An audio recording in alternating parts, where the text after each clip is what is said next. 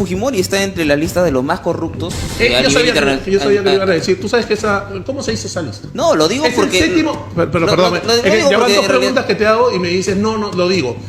¿Cómo se hizo ese estudio? ¿Cómo se hizo? O sea, ese estudio, para comenzar, no es un estudio académico, es un estudio periodístico. O sea, ni ha habido corrupción dentro de Fujimori. No, pero el ¿He dicho eso yo en algún momento? No, ¿lo digo? No, ¿Rebobino el video?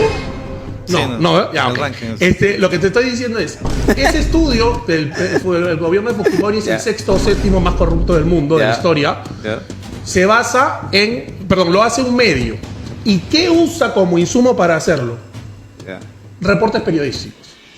¿Qué reportes periodísticos había que ha repetido aquí Anaí Durán en esta mesa hace unos minutos?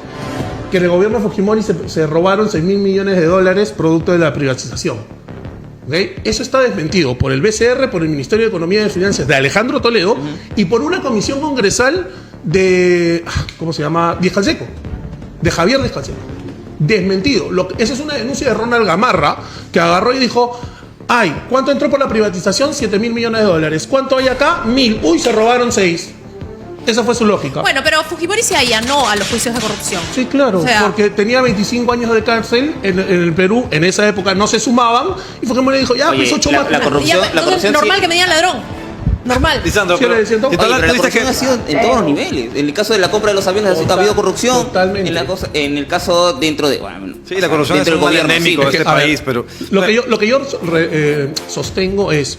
El fujimorismo histórico y el fujimorismo actual... Dame un segundito. El fujimorismo histórico y el fujimorismo actual tienen muchísimas cosas criticables que no deberíamos aceptar ni permitir en una sociedad. No necesitamos mentir para criticarlo porque creo que debilita la crítica. ¿Me dejo entender? Entonces, critiquemos lo justo. Ahora, igual con Sánchez y Castillo. Eso me lleva a preguntar. ¿Cuánto crees tú que Montesinos ganó con la compra de aviones? ¿Cuánto crees? ¿Perdón? ¿Cuánto crees que tú que Montesinos ganó con la compra de aviones? No tengo idea, la verdad. No tengo más de $100.000. Es un maldito. Nada más. Ya, pues. Y ojalá que en esa época. Ojalá que se quede preso toda su vida. ¿Pero había corrupción o no había corrupción entonces? Pero te he dicho que no. Sí ha habido. Ha habido. Pero dices que... ¿Cuál es la cámara? ¿Esa es la pero verdad? dice que en el gobierno de Alberto Fujimori sí hubo corrupción.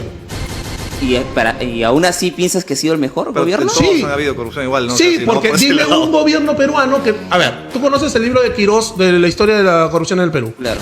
Si tú agarras todos los datos que aporta Quirós en su libro y los mides en porcentaje del PBI, que es como se debe medir, porque los montos no están ajustados a la inflación y demás, los gobiernos más corruptos del Perú son los de la guerra con Chile y los gobiernos militar de Velasco.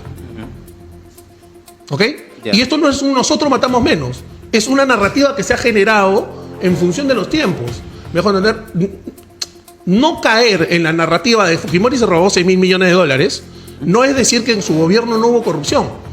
Decir que su gobierno tuvo los mejores resultados y planteó las reformas bases que nos permitió crecer a 6-7% del gobierno de Alan García II, no quiere decir que estoy negando que fue un dictador, que dio un golpe de Estado y que su gobierno fue corrupto y que se violaron derechos humanos. Una cosa no quita la otra. Lo que pasa es que en mi análisis, cuando miro el espectro abierto de la historia peruana, digo, ¿cuántas constituciones tiene el Perú? Ha tenido el Perú en su historia. 12 constituciones. Sí. Todas hechas en dictadura o en autocracia. ¿Descalifica que la del 93 se haya hecho en la dictadura? No, entonces no puedo criticar la constitución del 93 porque fue hecha durante un gobierno dictatorial. Bueno, lo que queda hoy de ella, ¿no? Porque se ha modificado muchísimo desde el 93 hasta acá. ¿Cuánto? ¿Cuántos qué? ¿Cuántos artículos? Según el último... 60 dice, ¿no? Sí. ¿Sabes cuál es el 95% de esos cambios? Los artículos que decían congresista por senador y diputado. Al aprobar la bicameralidad, cambiaron más de 50 artículos que decían congresistas porque ese término ya no iba, lo tenían que adaptar a fuerza de realidad porque ya habían aprobado la bicameralidad. Otra cosa que dijo acá Anaí Durán. Se burlaron del pueblo que dijo que no a la bicameralidad. Señores, los referéndums tienen poder vinculante 2 años nomás. Después de 2 años se puede legislar en cualquier materia aprobada por un referéndum.